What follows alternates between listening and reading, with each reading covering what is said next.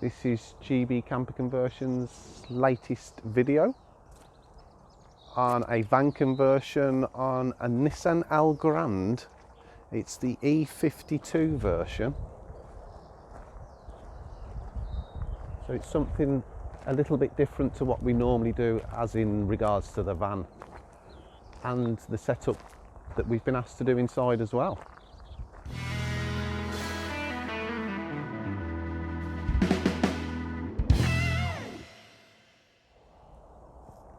So we had a couple of requests that we needed to get into this van, and the rest of it was just a bespoke design that we've come up with. So the first thing that we needed to get was a long enough bed for the customer and a wide enough bed.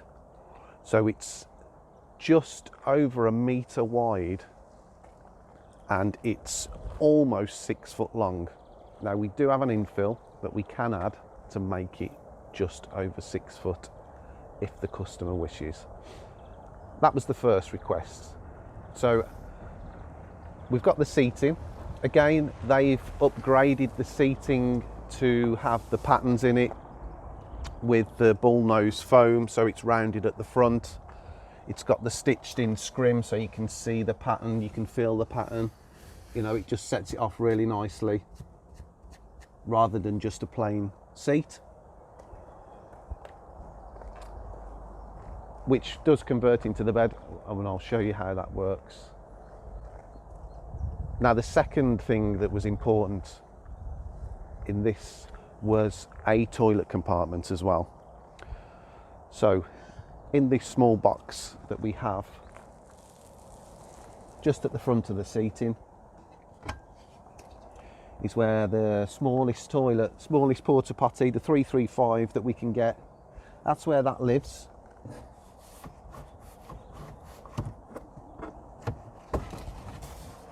And it just comes out to where the bed is. So there's enough room there for it to be used. Now remember, this is the box, not the actual toilet. The toilet's slightly smaller, but we've built it around the box so that we know it goes in and out. So you can still use it there in the night, and you can use it in the day while the seating's up as well. I do believe the customer's having a drive-away awning on this, so it might be that the intention is this is where the toilet's stored and then used possibly in the awning, but that's where it's stored. That was the second main request, and then a little bit of storage, a bit of a worktop. So we've tried to make it, well, the worktop doesn't look too bad, it's quite wide, but obviously we've gone into the apertures of the plastic moulding and round by the side loading door as well. So it looks a little bit wider than the storage actually is in there, but it's nice to have a bit of worktop so you can use it for whatever purpose you want to use it for.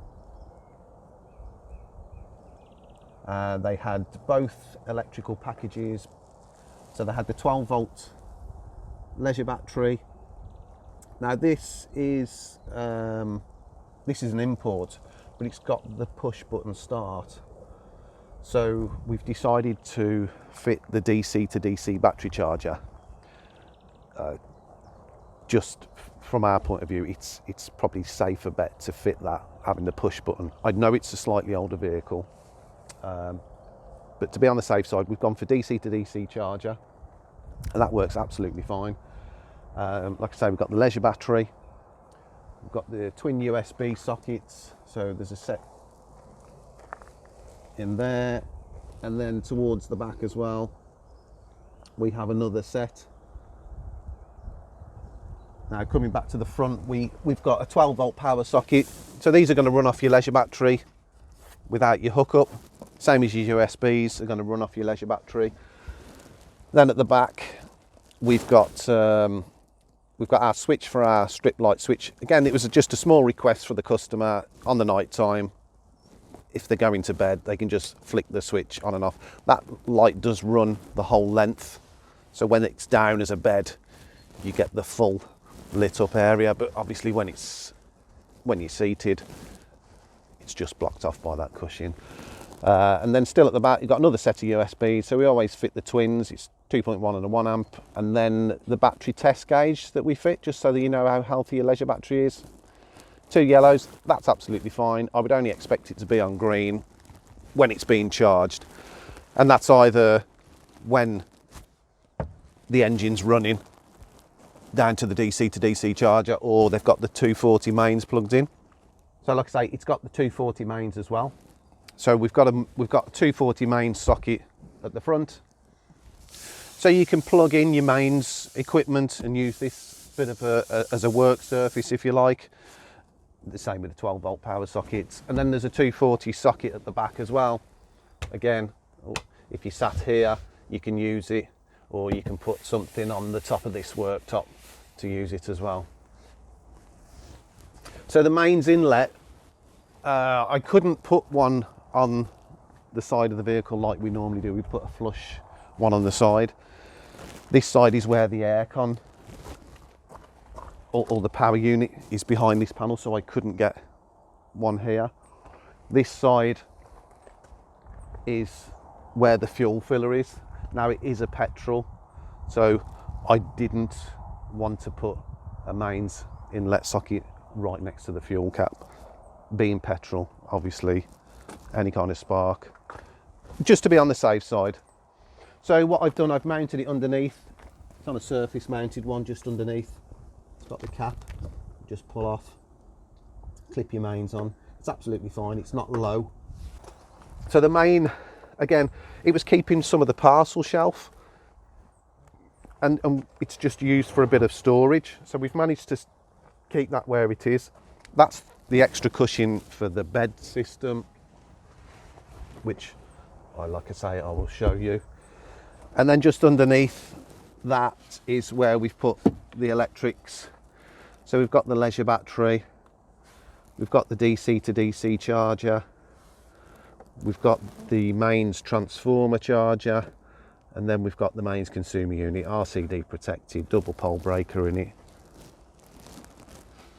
All your banker fuses down there as well, which we will point out to the customer when they collect it. So we wanted a bit of to keep this backrest up so that you can lean up against it when you're sitting in the seating position. So obviously having this cushion just here, it was just going to end up falling back down into this space. We were asked just to see if there was a way that we could stop that. So we've just come up with, I mean, it is the wardrobe rail. So you can sit in that. I'm going to go in there and sit on it. Let's just put that down. So I can comfortably go in there and sit on that.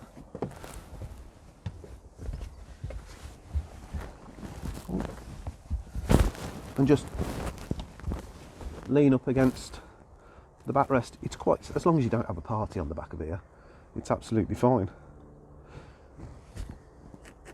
Now, being the Nissan Elgrand and the E52 version, I'm not sure what the 51's like, but the rear section of floor, the original rear section of floor on this is flat, and it's got the aircon for the rear passengers, so it was a 7-seater when we had it. The seats were taken out, which was very good of the customer to take them out for us. So we had just an open van to work with. Like I say, the back is just flat. Now we've kept the aircon, hence why we've got a gap down there, because the aircon pipes or the outlet plastic pipes are still underneath this seat, which we were asked to keep again, just so that when they use it at the front, you can still feel it at the back. Obviously you'd have to have the engine running to use it, or have the ignition on, or however it works, but it wouldn't work off the leisure battery. So the front section of the Nissan is sloped down quite considerably. So that's where we first started. We had to level up the back, take it above the aircon outlets, which is why we've got a step. And again, like I said, I mean, you can see the gradient there of how far it goes down. So we've had to level a section of the front up so that we can get a level seating, So getting a level base to start with was quite tricky, but it actually looks and it feels absolutely solid.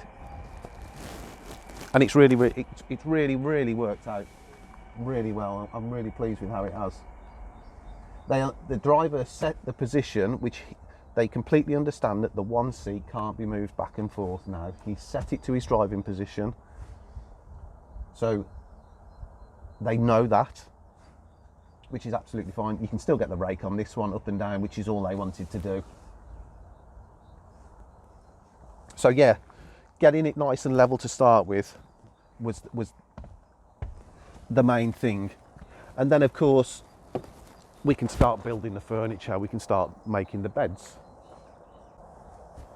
So making the beds, it's a nice simple operation. We have the extra infill at the back, and it's just a case of, these work the same way as what we do the micro camper conversions. So we make it out of a timber base, and it's just literally, you just pull the section of this seat forward until it meets the plastic. We are now using the backrest as that infill, and then the one that we had in the compartment at the back is now used as well. Now this is quite a tight fit, but we've had to work it because the plastic on the van itself is sort of forcing that cushion out. So we've just had to come up with a bit of an idea as to keep that there. So that's nice and flat now. Now the back, with the back cushion, we have the wardrobe rail that's keeping the rake of the seat where it is, or just stopping it from falling back, so you can lean up against it. So it's just a case of, we need to get rid of that first. So it's quite a tight fit. It needs to be pushed in. Watch your plastic. Pull it out. Drop it in the bottom. Just lock out the way for a couple of minutes. Now we need to keep this parcel shelf on there. And again, it works the same way as the front. We have a section in here that we pull out that rests on the parcel shelf. This cushion is now free to drop down into its place. So what I'm going to do, I'm going to shut the back door first, and then I'm going to put the cushion in place. Because if it's too tight, the door might think that there's something being trapped and it'll just open again. So because it's got all the safety features on, so we're going to drop that door down. So the door's down, and we're going to put our cushion in its position where it wants to live. Now it is a tight fit.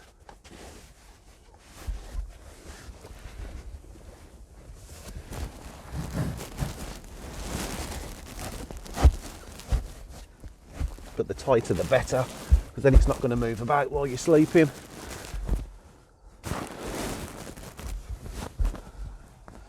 So it's quite a nice level flat bed that we're working with now. So like I say, it's just over 1 metre wide, which is probably about your average size of a rock and roll bed. They're about 1 metre, maybe just over. So it's not too bad in a small van like this. Lengthwise, now again, because we've got that worktop there on that, there's no reason why this customer can't put something on there to extend the bed even further. I mean, you know, I would suggest probably putting maybe not a thick topper, but just like a mattress protector over it, and that would cover that bit of worktop as well. Now we're talking over 7 foot in this one side of the bed. This one's almost 6 foot this side. You've got nearly 7 foot that side. You know, you've still got access to all your electrics. Knock the light off. Now this has got the vehicle's own blinds in there as well. I don't know how sort of protected it would be using them, but again, it's just nice, even in the daytime, you know. stop that light coming in if it's absolutely glaring. So that's a nice little touch with the vehicle as well.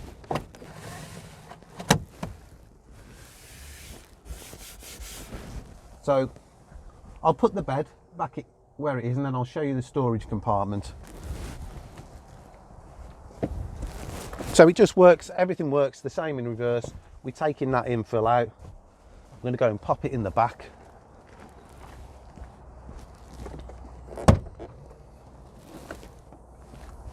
And the same with this one, we can put this, it might be better to put this one up first actually, so we can get to the access underneath. Just slide that compartment back in. They're on heavy duty runners, so I mean the weight's being taken by this as well, but we do have 4 heavy duty runners which will hold that weight sufficiently anyway. So we get our rail back out, drop our rail back in, nice and simple, just pop it in the locators. It's keeping our backrest nice and sturdy again. Drop your infill in.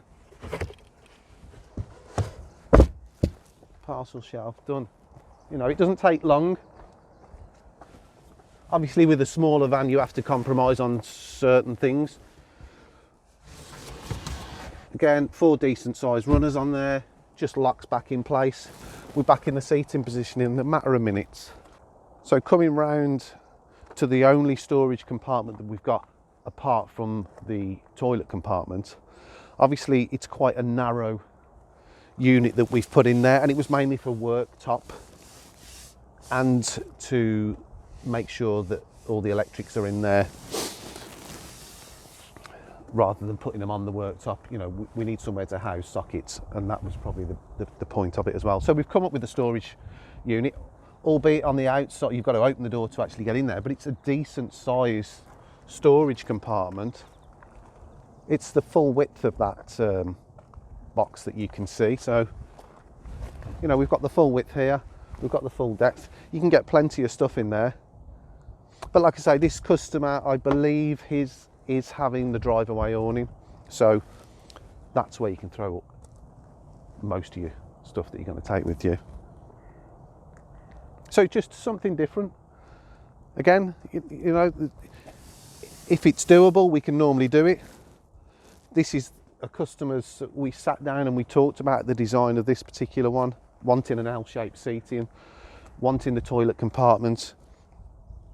We agreed that we'd put a little bit of storage in.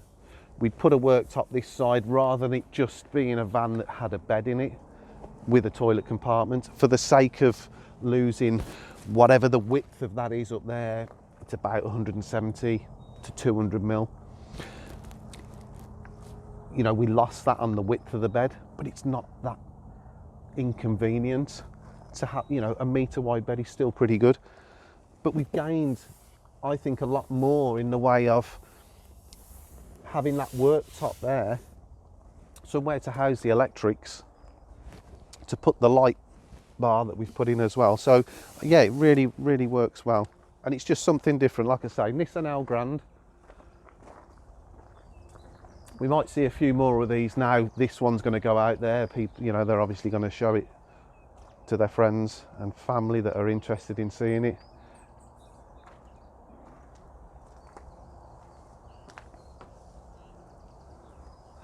So if you're liking what you see, give us a thumbs up on the video, that would be great. If you're new to the channel, you can subscribe, turn on the notifications, so next time we do a video, it'll let you know. You can find everything we do on our website, www.gbcamperconversions.com. We've got a phone number on there, we have a email contact form. Get in touch. Thanks for watching. I'll see you on the next one.